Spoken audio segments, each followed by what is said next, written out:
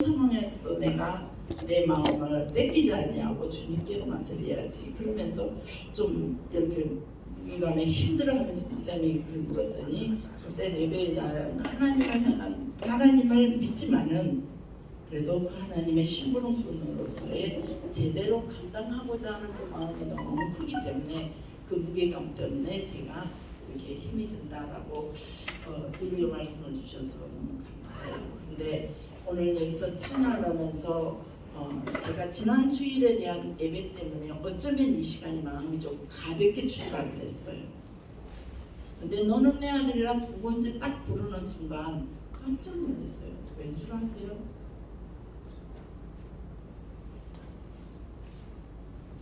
하나님 확 또 역사를 해요.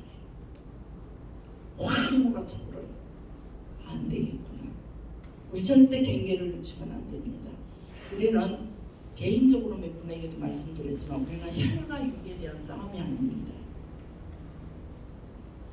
병권사가 자꾸 나한테 시비 걸어도 나는 병권사 나와의 싸움이 아니에요. 뭐가의 싸움인 줄 아세요? 저 사람의 습관 때문에 내가 속이 상하고 저 사람의 습관 때문에 내가 저 사람과 싸워야 할 대상이 아니라 저 사람의 습관 때문에 끊임없이 내가 이렇게 관계를 파괴시키는, 저 사람의 습관 때문에 끊임없이 나와 저 사람의 관계를 파괴시키는 그 사단의 영과의 싸움을 싸워야 돼요. 그 사단의 영과의 싸움이 첫 번째 부분은 내 자신이에요. 내 자신. 우리는 변호사 속의 역사는 더러운 귀신들, 예수는 나가라, 이걸 우선적으로 알려고 해요. 그렇게 하는 것이 우리 보편적인 사람들의 생각이에요. 그게 아니라 우리는 내 마음부터 싸워야 돼요. 내 마음. 내가 변호사 때문에 더 이상 우리 이미영 원사 잘 그러죠. 자기 자신은 그래. 자기 자신은 잘 그래요. 그냥 이미영 원사 예수 병원에서 스트레스를 받아도 스트레스도 안 받는 거예요. 왜? 예수야 그럼 저 스트레스 저 사람만 말과 나면 상관이 없다. 근데 본인을 지키기에는 그게 참 좋기는 하지만 문제는 공동체를 지켜나갔을 때는 우리가 그 부분이 나 혼자 지켜서는 될 일이 아니라는 말이에요. 나 혼자 지켜서는 될 일이 아니에요. 일단은 나 혼자 지키는 게 우선이죠. 그런데 그 공동체의 박수는 전체적인 분위기를 흐리게 하는 사단의 영이 있다 이 말이에요. 왜 동네마다 가면은 도둑질을 많이 하는 동네가 있어요. 동네마다 쌍둥이만 나는 동네도 있더라고요. 여수 쪽에 가면 쌍둥이만 나는 동네가 있어요. 그 집에는 거진 다 쌍둥이만 나요. 그 동네는 있어요. 하여튼 무엇 때문에 그런지는 몰라도. 그리고 동네에도 보면 우리도 보면은요, 여인숙이 어디가 많죠. 옛날에 여인숙이 지금은 장 많은 곳이 장호대 이 많은 곳에 뭐 음란의 영만 딱 붙여보세요. 음란의 영. 그래서 호텔에 들어가면 아주 기분이 아주 나빠요. 좋지를 않아요. 왜냐 그 음란의 영들이 다 사로잡고 있기 때문에 전 호텔에나 어디 장 같은 데 딱 들어가면 그 냄새가 엄청나요. 음란의 영의 냄새. 일반적인 보통이 내 침묵하고 이렇게 뭐 어떤 그런 냄새, 화장품 냄새 이런 냄새가 아니라 음란의 영의 냄새가. 근데 조금 전에 여기서 찬양했을 때 그 냄새가 사단의 냄새 아주 강력하게 역사하더라고요. 슉 휘몰아쳐요. 이거는 우리 자기의 정체를 밝히기 시작하면서 사단은 우리 제가 그랬죠. 몇 분한테도 얘기했어요. 자꾸 교육 가정에서 서로 트러블이 생기고 가정에서 또 뭐 형제 시간에 아니면 교회 안에 교육과 교인 사이에 구역 식구들 간에 트러블이 생기는 거는 사단의 역사다. 왜? 사단이 떠난다고 하면서 정체를 막 드러내는 거예요. 그러면서 자기 정체를 드러내요. 수군거려요. 이간질 등으로 자꾸 드러내는 거예요. 드러내서 이제는 드러낼 때에 우리가 그때 정신을 차리면 돼요.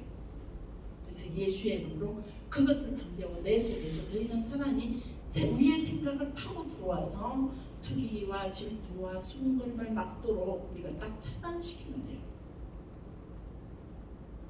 그 정체를 드러낼 때에 지금 그래서 방금도 어떤 모습이냐면은 정체들을 꼬리를 가지고 확 치는 거예요. 떠나기 직전에 한 번 더 여러분과 우리의 마음을 한 번 더 마음에 치고 지나가는 거예요.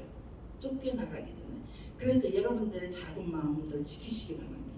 아멘. 이게 이제 여러분은 그러니까 우리는 저 같은 경우는 이곳에 두 사람 간의 어떤 그 관계를 불신의 관계 또 이제 서로 불신의 관계 또 어떤 다툼의 관계가 될 때 두 사람의 문제로만 보지를 않아요. 바로 영적인 권세가 어디까지 침범하고 있는가, 두 사람인가 교회 전체인가. 그래서 교회 전체를 바라보고 있기 때문에 네가 잘했어, 네가 네 입장에서 충분히 화날만 해 이렇게 말해서 풀어갈 일이 아니에요. 그럴 때는 전부 다 입을 다물고 누가 잘했다 누가 잘못했다 이걸 말할 것이 아니라 그냥 전부 다 입을 다물고 이게 무슨 일이든 나한테 어떻게 해야 되냐. 교회 전체적인 사단의 권세를 물리쳐야 돼. 우리 속에 생각을 타고 들어와는 흑암의 권세를 물리쳐야 돼. 이것이 바로 전쟁이에요. 이 전쟁에서 나를 지키고 이거 꺼버리면 좋겠어요. 나를 지키고 교회의 공동체를 지켜나가고 하나님의 나라를 지켜나가는 거거든요. 이게 이제 여러분이 보시면은 능력 행함의 은사, 투시의 은사, 지혜의 은사 이런 것들이 여러분에게 밝히 보이는 자들은 바로 이런 것들을 보게 될 거예요. 그래서 오늘은 그 제가 5강이라고 그랬죠. 5강 계시의 은사 중에 뭐가 있죠. 제가 이걸 한번 점검을 해야지라고 생각을 했어요. 자, 계시의 은사, 우리에게 은사가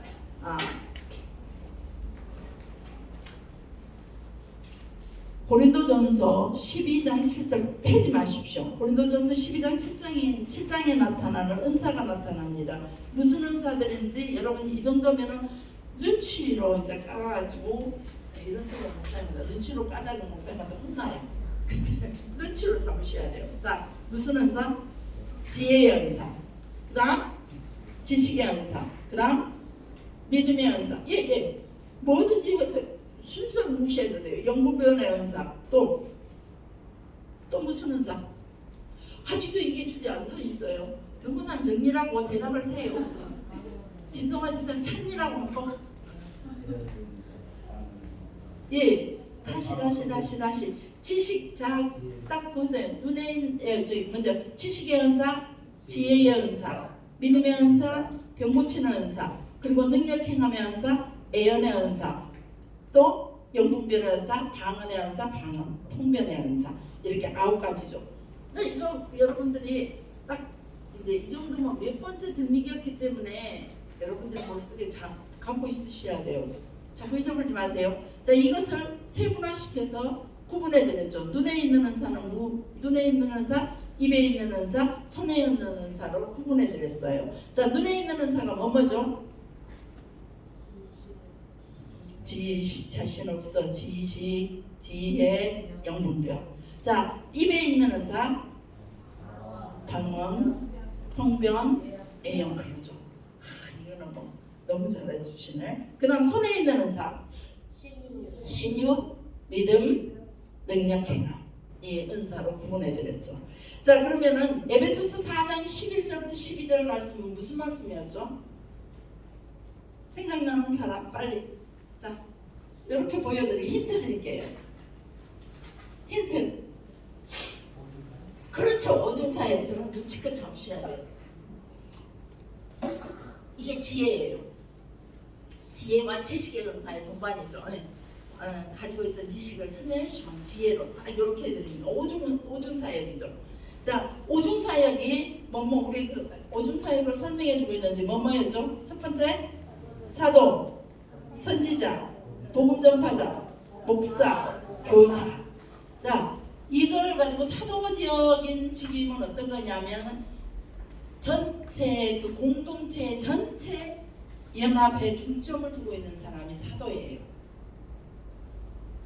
사도직을 가진 사람들은 개인적인 어떤 사역보다 교회 전체를 보는 거예요. 말하자면 아까 두 사람의 그 관계 속에 서로 그 다투고 이간질됐고 그랬던 관계가 두 사람의 관계만 보는 게 아니라 교회 전체를 보는 거예요.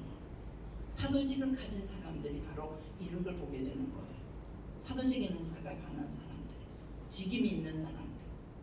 얘 두 사람의 문제만 보는 게 아니라 두 사람이 왜 그러지? 전에 그랬던 사이가 아니었는데 아주 좋은 사이인데 갑자기 왜 이러지? 했을 때 교회 전체적인 또 영적인 분위기를 얼른 재빠르게 볼 수 있어야 돼요. 그래서 이렇게 사도직인 은사는 교회 전체적인 연합을 중점에 두고 활동하는 사람들이 사도직인 은사예요. 자, 그 다음 두 번째, 그래서 이 사도직인 은사는 모든 은사를 지고 있어요. 이렇게. 그래서 제가 이 5손가락으로 통해서 설명을 해드렸어요. 자, 사도적인 은사. 그리고 두 번째 뭐죠? 선지자적인 직임. 선지자적인 직임을 가진 사람은 책망, 지적, 또 조언, 위로 이런 게 아주 강해요. 선지자적인 직임은. 그 다음에 직임이 또 뭐였죠? 복음 전파자. 이 사람은 순회 전도자들이라고 말을 할 수도 있죠. 순회 전도자, 예수님을 전하고자 하는 열정이 강한 사람들. 이런 사람들이 복음 전파자. 자, 그 다음에 누구죠? 목사. 이거는 순서를 말하는 게 아니에요. 1등, 2등, 3등, 4등이 아니라 직임의 종류를 구분하고 있는 거예요. 자, 지금 목사적인 직임은 뭐죠? 목양하는 일, 교인을 관리하고 돌보는 일을 잘하는 사람들이 있어요. 그 다음 마지막 교사적인 직임을 가르치길 잘하는 사람. 자, 하나님께서 이런 은사들을 우리에게 허락하신 이유는 뭐라 그랬어요? 첫 번째 강의 때 회복하기 위해서. 회복하기 위해서. 교회를 세우고 교회를 섬기고 교회가 하나님의 복을 회복해서 살 수 있도록, 그래서 그런 일을 감당할 수 있도록 하기 위해서, 회복해 하기 위해서 하나님께서 우리에게 성령으로 통해서 우리에게 허락하시면서 이런 은사적인 직임으로 우리 교회들을 세워나가며 봉사의 일을 하며 섬김의 일을 하게 하면서 하나님 에덴 동산을 회복하기 위해서, 우리의 삶 속에, 여러분의 삶 속에 에덴을 회복하기 위해서 이런 은사들을 주신다 이 말이에요.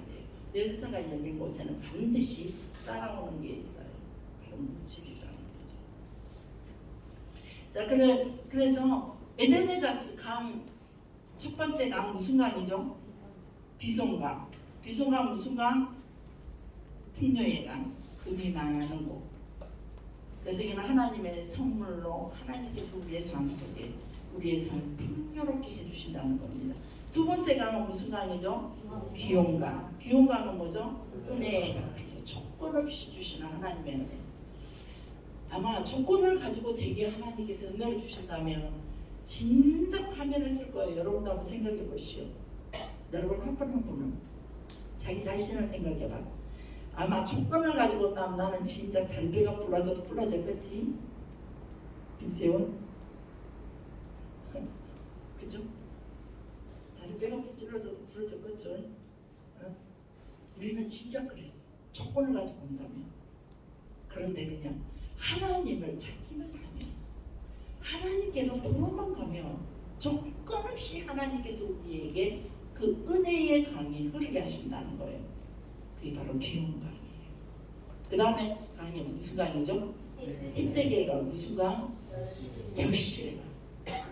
우리는 뭔 일을 하든지 간에 낚아내는 게 너무 많아요. 허다가 내버리고 오다가 포기해버리고 자녀들을 인식하고 제대로 자녀들을 향해서, 어려서부터 자녀들을 향해서 얼마나 우리는 많은 꿈을 꿔요. 그러나 그 꿈꾼 제대로 결실해서 맺어지던가요? 안 맺어져요. 왜 그러냐? 늘 크다가 낚아내버려요. 그 저주받은 인생들의 삶 속에 있는, 제 가운데 살아가고 있는 우리들의 모습이 바로 그런 거예요. 근데 하나님을 만나게 되면, 하나님 앞으로 나가게 되면 그냥 이제는 낚아내지 않고 결실하게 된다. 마지막 강은 무슨 강? 유브라데가. 자, 그리고 마지막에 손가락으로 제가 다시 한번 설명했죠. 우리가 기도를 할 때, 기도의 사역을 감당할 때, 우리가 누군가를 위해서 기도해 줄 때 첫 번째 뭘 보라 그랬죠? 사명을 봐야 돼요. 두 번째 은사를 봐야 돼요. 은사를 봐야 돼요. 짱입니다. 세 번째 뭘 보죠? 대인관계. 손가락이 가장 길죠. 설명하기 쉬워요. 은사는 지적질하는 거죠. 그래서 은사를 보고 생각을 한번 연관시켜서 생각하시라고 제가 손가락으로 통해서 가르쳐 주셨어요. 그리고 이 네 번째 뭐죠? 가정. 그렇죠. 가정. 그리고 마지막에 뭘 보죠? 물질을 봅니다. 그래서 누군가를 위해서 기도할 때 기도를 하면서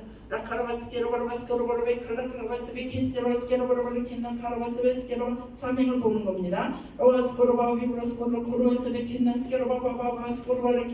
이 사람의 은사는 뭘까요?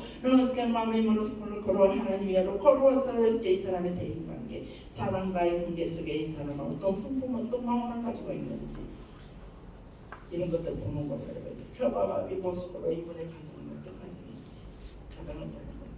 오만이 모스코로 커버했을 때 물질을 봐요. 이게 습관처럼 하셔야 돼요. 여러분들 다시 뭘 보라고? 사명, 두 번째 은사, 대인관계, 가정, 물질. 자, 지금은 여러분들 훈련하면서 기도하면서 겨우 할 수 있는 게 무겁네요, 답답하네요, 이 정도예요. 근데 이제 계속 훈련하면서 이 사람의 사명이 뭐지? 사명대로 살고 있는지, 사명을 허역하고 있는지, 그 사명이 뭔지. 두 번째 은사를 보는 거. 이 사람이 가지고 있는 은사는 어떤 것일까? 세 번째 이 사람의 대인관계는 어떤 모습일까? 이것들 계속 가정은 평탄한지, 가정에 문제가 있는지, 아들과 자녀가 문제가 있는지, 부관에 문제가 있는지, 또 물질은 어떤 건지, 물질의 개념이 어떤 건지 이런 것들을 계속 보면 돼요. 그 자꾸 볼 수 있도록 여러분이 노력을 해주셔야 돼요. 자, 이런 것들을 이제 전체적으로 보고 알 수 있는 것들을 우리가 뭐라고 말하느냐? 이제 계시의 은사에 속한 것으로, 계시의 은사에 속한 은사로 통해 구분할 수 있는 것들이에요. 자, 오늘은 계시의 은사 중에서 한 가지만 갖고 말씀을 하고 끝내겠습니다. 왜 그러냐면 단락단락 끝내기가 너무 좋은 거예요. 계시의 은사 중에 뭐예요? 말씀 지식의 은사, 또 지혜 말씀의 은사, 또 하나 영분별의 은사. 이거 딱 세 가지다 보니까 또 달락달락 끊기가 너무 좋아요.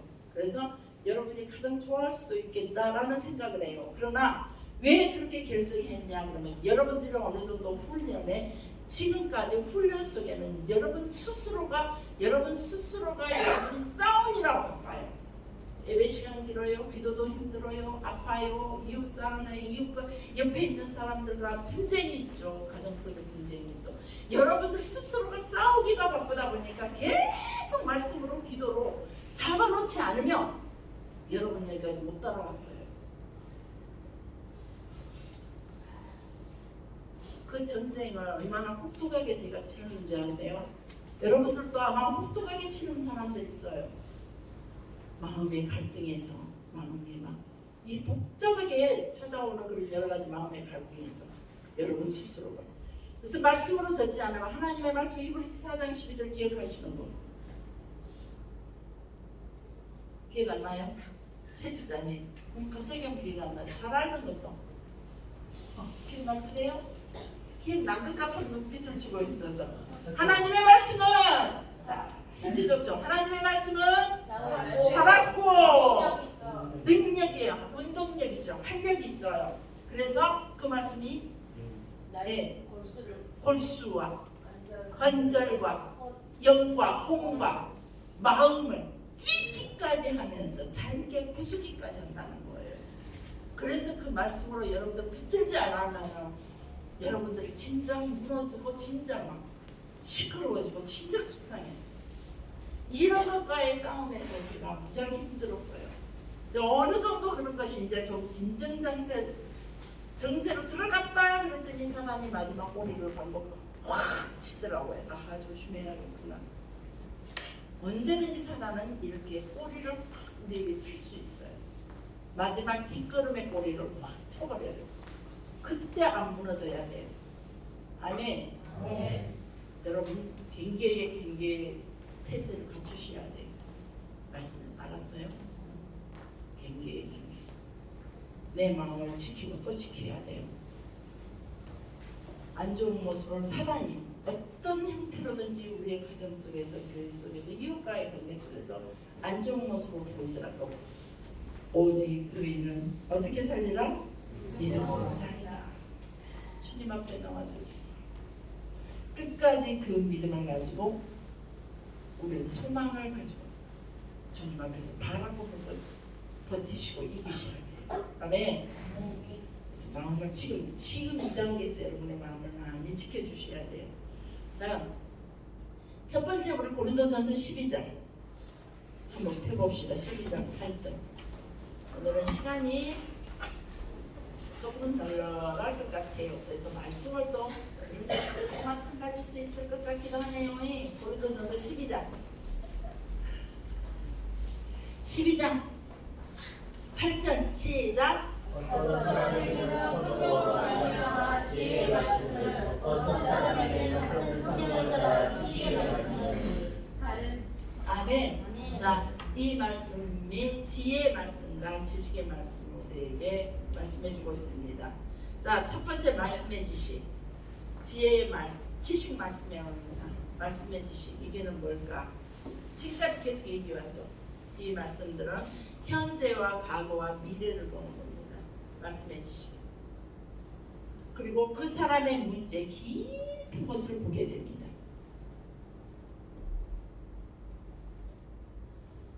지식은 두 가지입니다. 로고스 지식이 있습니다. 애워서 하는 지식이죠. 노력으로 알게 되는 지식입니다. 히브리서 4장 12절. 자, 이거는 로고스 지식입니다. 애워서 하다 보니까 애워진 거예요. 저절로.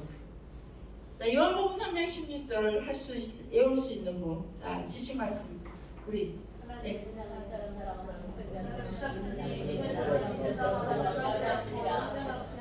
아멘. 이건 애워서 하는 지식입니다. 하도 그 말씀을 모른다면 간첩이죠. 기독교인이 그 말씀 모르면 간첩이죠. 몰랐지. 애울 줄 알아요? 오케이. 그러면 간첩 취급을 했더니. 자, 근데 이게 노고스죠. 애워서 하는 거, 노력하는 겁니다. 그 다음에 레마 지식이 있습니다. 이 레마 지식은 레마, 리레 어이 마, 레마 말씀. 자, 로고스 말씀과 레마 말씀으로 나누어지죠. 로고스 말씀은 창세기부터 계시록까지 이 성경이 바로 우리에게 로고스 말씀입니다. 이 말씀이 지식으로 나에게 온다면 내가 애웠기 때문에. 그래서 우리 성경을 많이 알아야 됩니다. 하나님께서 어느 날 말씀을 딱 주시면 우리는 내 속에서 애운 말씀이 간직하고 있는 지식의 말씀이 얼마냐에 따라 하나님의 응답에 대한 말씀이 더 풍부해집니다. 그래서 우리 말씀을 많이 읽어야 돼요. 그래서 같이 응답을 받아도, 똑같은 응답을 받아도 표현하는 것들이 달라요. 말씀이 그만큼 많아야 돼요. 그래서 여러분에게 자꾸 말씀이 반복해서, 제가 집에 가서 이걸 반드시 읽어보라 그랬죠. 반복해서 자꾸 읽고 또 읽다 보면 어느 순간에 말씀 머릿속에 잘 잡혀 있어요. 이건 레마 지식입니다. 로고스 지식입니다. 근데 레마 지식은 어느 날 갑자기 하나님께서 확 주실 때 절대 딱 새겨져 버리는 거예요. 그래서 잊혀지지 않는 말씀이에요. 그래서 전에 그랬죠. 누군가가 레마와 말씀의 지식을, 레마는 개인적으로 주는 말씀이 레마다 이렇게 말했고, 말씀의 지식은, 로고스 지식은 보편적인 지식이다. 설교는 노고스의 하나님의 말씀이고 성경도 노고스의 하나님의 말씀이다. 그런데 레마는 나한테만 준 말씀이고 채집사님한테만 준 말씀입니다. 이렇게 구분하시는 분이 계셨어요. 아니에요. 그것은 하나님은 우리가 로고스 말씀을 주셨어요. 창세부터 계시록까지 로고스 말씀을 주시고 가운데상에서 계속 목사님으로 통해서 로고스 말씀을 던져줘. 설교를 통해. 오늘 이 시간에도 로고스 말씀으로 지금 계속 던지고 있죠. 이것이 유독히 어떤 사람에게 마음의 찔림을 받는다든지, 성경 사도행전 보면 하나님의 말씀을 들은 즉 성령이 역사하며 마음의 찔림을 받아요. 우리 누가 또 사모님한테 나를 일렀구만, 이런 생각이 든 사람, 성령이 역사한 거예요. 일러서가 아니라 마음의 찔림을 받은 거는요, 성령의 역사예요. 근데 우리는 그걸 사람의 역사로, 최 집사한테 내가 그거 상담 좀 했더니 최고 집사님이 그새 사모님한테 일렀구만, 이래로 복잡해지고 시험에 충만해지는 거예요. 그렇지 말고 마음의 찔림을 받으며, 이것이 바로 레마 말씀이에요. 하나님께서 직접적으로 오늘 이 시간에 그 말씀으로 나를 확 찌르고 계시는 거예요. 그때 말씀을 아멘 막 회개하고 통회하고 바르게 썰고 바르게 썰고, 이럴 때 레마의 말씀이 되는 거예요. 근데 이 말씀이 또 저에게만, 제가 기도할 때 말씀을 주셨다, 저한테만 주시는 말씀이 아니라 그 말씀을 보면 성경에 있는 말씀이에요. 근데 그 부분을 우리가 제대로 하나님 앞에서 제대로 하지 못했을 때 하나님께서 우리에게 다시 한번 레마로, 야 내가 너한테 하지 말라고 하지 않았냐? 꽃감을 감춰놓으면서 온 식구들에게 내 꽃감 아무도 손대지 마. 로고스 말씀이죠. 예를 들자면. 그런데 세훈이가 날마다 술래 하나씩 먹지 말라 했지, 이게 내 말이에요. 이렇게 구분을 하시면 돼요. 먹지 말라 했지. 그러나 이 먹지 말라 한 거는 세훈이한테만 했나요? 다른 사람들에게도 동일하게 바로 로고스요, 레마의 말씀이 되는 거예요. 우리가 레마로 받아들이지 않으니까, 로고스로 지식으로만 받아들이다 보니까 하나 이게 막 구분하는데 자꾸 착각을 하고 이상하게 분별을 하려고 그래요. 우리는 어떤 말씀이든지 하나님께서 창세기도 계실 거지 나에게 동일하게 주시는 말씀이에요. 그리고 하나님의 예언적인 말씀은 한 가지, 이 금방 일어나는 일을 말씀해 주시기도 하지만 세상의 종말의 때 먼 미래의 것을 또 같이 비추어서 프로젝트시켜서 두 가지를 동시에 우리에 비춰주는 것이 하나님의 예언적인 말씀들의 특성이에요. 그리고 나에게만 주시는 말씀인 것 같지만 전체에게 주시는, 동일하게 주시는 말씀이 이 두 가지 특성을 담은 것이 바로 하나님의 예언의 말씀이에요. 우리가 이런 것들을 그렇게 구분을 하셔야 되는데, 니한테만 준 말씀 우리만 잘 오면 돼, 나한테는 안 줬으니까 나는 안 오면 돼. 자 보세요, 교회 청소 좀 합시다. 아무도 청소할 사람이 없어. 변호사님 청소 좀 합시다. 그랬더니 이건 이제 로고스 레마가 되는 거죠. 그런데 변호사님만 그 로고스에 청소 좀 합시다 강구했는데 아무도 안 해서 이거는 저기 로고스죠. 근데 아무도 안 하니까 변호사님 청소 좀 합시다 이렇게 했어요. 그랬더니 그 소리를 이 변호사가 탁 듣고 자기가 먼저 탁 청소해버려요. 그건 바로 레마예요. 이렇게 이 레마의 말씀과 로고스의 말씀은 결국은 하나라는 거예요. 따로 분리시키면 안 돼요. 그래서 이 레마의 지식은 바로 딱 새겨져서 지워지지 않기 때문에 우리는 그 일을 해갈 수가 있는 거죠. 요한복음 4장, 이거 적기만 적으십시오. 여러분 빨리 끝나게 집에 가셔서 찾아 읽으십시오. 요한복음 4장 18절 20절에 보면 수가성 여인이 있습니다. 여기 보면 말씀 지식이 나타납니다. 어떤 거냐면은 수가성 여인에게 예수님이 만나서 뭐라고 그러니까 기억나세요? 사마리아 여인, 수가성 우물에서 만난 여인, 뭐라 그랬죠? 내 남편을 데려와라. 남편을 데려오라는 거예요. 이 여자는 홀로 사는 여자인데 남편을 데리고 오라는 거예요. 그래서 우리가 알기로 수가성 여자는 보통 옛날 목사님들이 어떻게 말했냐면 이 여인은 술집 여자로, 몸을 파는 여자로 해석을 했어요. 근데 그렇게 몸을 파는 여자가 아니라 수원법에 걸려있는 여자라 그랬죠. 수원법에 적용된 여자다. 남편이 만났다면 남편이 죽어버리는 거예요.